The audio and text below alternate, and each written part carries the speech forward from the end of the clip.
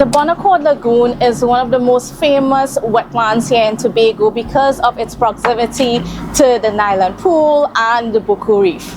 It is part of the Buku Reef Marine Park, which is also a Ramsar site and recognized as a wetland of international importance since 2006. Its economic value to Tobago is great, but what happens when earning potential collides with the environmental sensitivity of the area? This is Alvin Douglas, a dive operator who has been working in the area for more than 35 years. You can't just leave a park like this on its own for people to be able to visit and do what they want, because they're going to destroy it. As a tour operator, Douglas witnesses many activities which cause harm. We observed one, a pirogue speeding around the lagoon. The entire Buku Reef should be what you call a no-wake zone. You see, mangroves in the wetlands form a nursery for many marine creatures such as fish, sharks, turtles, crustaceans, and more. But here, when you come in with that full speed, you're sure to hit turtles, to hit all the creatures that come in to spawn.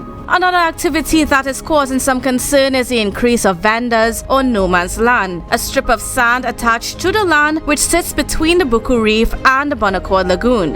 In the past, there were no structures on no man's land, but after the COVID-19 pandemic, it exploded. Because we came here in the afternoon, there isn't a lot of people here right now, but during the day, hundreds of people visit here. These huts on any given day are filled with vendors, but as much as business is encouraged and as much as tourism is encouraged, these things can cause a problem. When you have a permanent structure here, you need to have bathrooms, you need to have running water, you need to have all these things, Tourists are not liking it. Douglas said he recently hosted a few cruise ship visitors who did not have a clean, green, safe and serene experience. My tour ended up on the no man's land. And at that time, the amount of rubbish that was in no man's land, she said she should have walked with a garbage bag.